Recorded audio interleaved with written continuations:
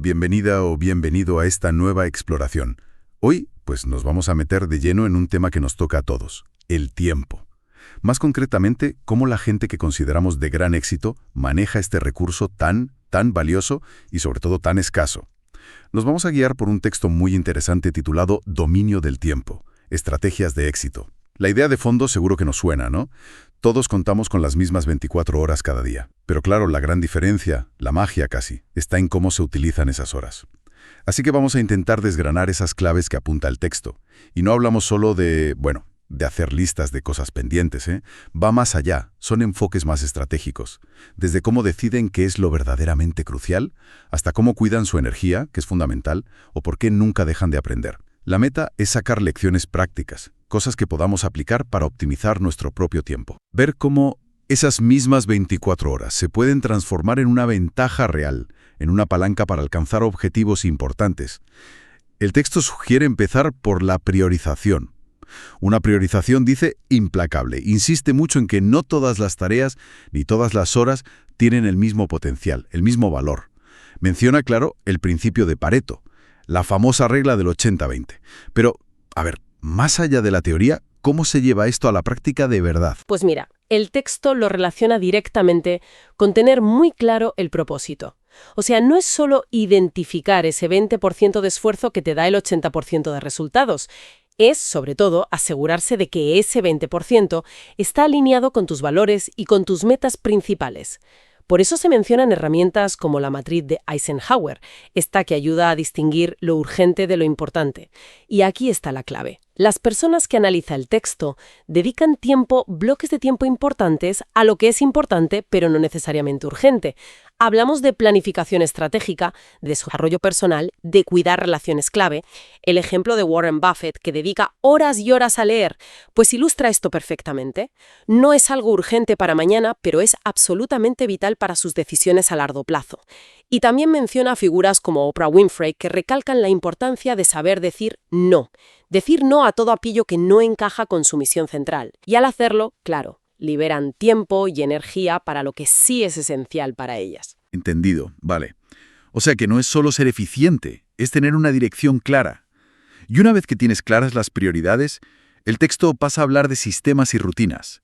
Parece que confiar solo en la fuerza de voluntad, pues no es el camino. No, para nada. Se trata más bien de diseñar, de construir un entorno y unos hábitos que faciliten que lo importante ocurra casi de forma automática, ¿sabes? La psicología conductual, de hecho, apoya esto. Los hábitos nos ahorran tener que tomar decisiones constantemente. Reducen esa fatiga mental. Las rutinas matutinas, por ejemplo, como la que se dice que tiene Elon Musk para centrarse en lo más crítico desde primera hora, o técnicas como el time blocking, el bloqueo de tiempo, que parece que usa Bill Gates para asegurarse horas de trabajo profundo, de concentración total sin interrupciones. Son ejemplos de esto. Y no se trata de ser rígidos como robots, sino de crear estructuras, como dices, que protejan ese tiempo tan valioso para las tareas que exigen más concentración o que tienen un mayor impacto estratégico. De hecho, se cita un estudio de la Universidad de Nottingham que confirma que estas rutinas mejoran la sensación de control y la productividad a largo plazo. Esa idea de proteger el tiempo me parece muy potente y nos lleva directamente al siguiente punto del texto, la delegación estratégica, que viene a ser reconocer los propios límites y, aprender a confiar en otros. Sí, y fíjate, el texto lo presenta no como una forma de quitarse trabajo de encima, sin más, Lo enfoca como una manera de multiplicar la capacidad del equipo y la propia. Un líder que delega bien, y aquí menciona un estudio de Gallup, no solo libera su tiempo para dedicarse a la visión, a la estrategia, sino que también empodera a su equipo, fomenta el desarrollo de otras personas y al final acelera el crecimiento general. Claro que esto exige confianza mutua y una comunicación muy clara. No es fácil, pero es rentable. Pero ojo, que el concepto va más allá del trabajo. También se aplica a externalizar o delegar tareas domésticas, por ejemplo, para ganar tiempo personal de calidad. Se trata de interiorizar que el tiempo es el único recurso que no podemos recuperar. Es finito. Y por tanto hay que invertirlo allí donde genere el máximo valor, ya sea personal o profesional. Invertir el tiempo. Me gusta esa expresión. Conecta muy bien con el cuarto aspecto que destaca el texto. El aprendizaje continuo visto como una inversión. Efectivamente, las personas de éxito que analiza el texto no ven el tiempo solo como algo que gestionar para producir más hoy. Lo ven también como una oportunidad constante para crecer, para mejorar sus capacidades futuras. Dedican horas, de forma muy consciente y planificada, a leer, a formarse, a lo que llaman práctica deliberada, que no es solo acumular información, sino entrenar y mejorar habilidades muy concretas. Las famosas Think Weeks de Bill Gates son para eso, para la reflexión profunda y el aprendizaje concentrado. O la dedicación de atletas de élite, como Serena Williams, que incluso estando en la cima, siguen puliendo su técnica constantemente. Eso es práctica deliberada. Y citan un estudio publicado en Nature que subraya cómo este tipo de práctica enfocada y con feedback es el verdadero motor para alcanzar la maestría en cualquier campo. Es, como dices, una inversión directa en la capacidad futura, en ser mejor mañana. Muy interesante. Y claro, para poder mantener todo este ritmo de priorización, rutinas, delegación, aprendizaje, hace falta algo más. El texto recalca la importancia de gestionar no solo el tiempo, sino también la energía. Fundamental, sí, porque de poco sirve tener la agenda perfectamente organizada si no tienes la vitalidad física y mental para llevarla a cabo. Por eso el texto agrupa aquí prácticas como el ejercicio regular, un descanso adecuado, el sueño sobre todo, y técnicas de mindfulness o manejo del estrés. Cita a Arianna Huffington, que es una gran defensora del sueño como herramienta de productividad, y se apoya en estudios como uno de la revista Sleep, que demuestran cómo perder incluso una pequeña cantidad de sueño afecta negativamente el rendimiento cognitivo, a la claridad mental. También se menciona la idea de sincronizar las tareas con los ritmos energéticos personales, lo que se llama cronobiología, es decir, intentar hacer el trabajo más exigente o creativo en los momentos del día en que uno se siente con más energía y lucidez, como Hemingway, que prefería escribir por la mañana.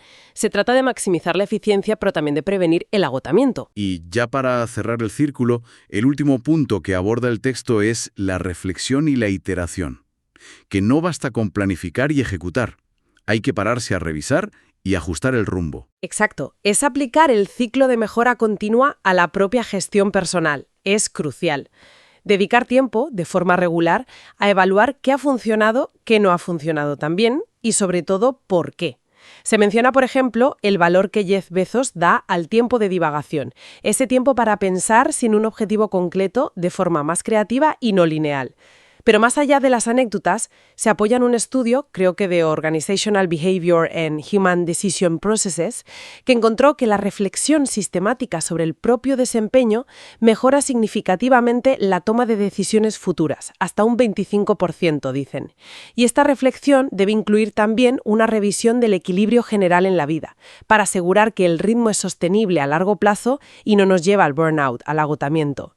Sin esta pausa para reflexionar y ajustar, incluso las mejores estrategias pueden quedarse obsoletas o simplemente dejar de funcionar para nosotros. Pues, recapitulando un poco todo lo que hemos comentado, basándonos en el texto, parece que el dominio del tiempo para estas personas de éxito es una especie de cóctel bien mezclado, ¿no?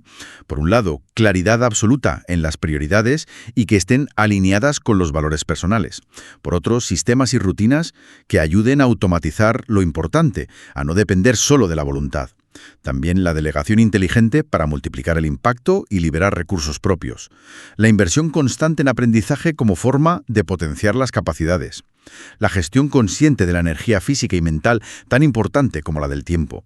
Y finalmente, ese ciclo continuo de reflexión y ajuste para no perder el rumbo y asegurar la sostenibilidad. Al final, parece que va menos de hacer más cosas y mucho más de hacer las cosas que de verdad importan. Me recuerda a aquella frase de Séneca: no es que tengamos poco tiempo, sino que perdemos mucho. Muy buena cita, sí. Y quizás para dejar una última idea flotando, una pregunta que el propio texto sugiere, ahora que conocemos estas estrategias, estos enfoques, ¿cuál podría ser ese primerísimo pequeño ajuste? Esa mínima acción concreta que cualquiera podría empezar a implementar hoy mismo, ahora mismo, para empezar a alinear el uso de su tiempo un poquito más con sus propios objetivos, con su definición personal de lo que es el éxito. No se trata de hacer una revolución de la noche a la mañana, sino de dar un primer paso consciente en esa dirección.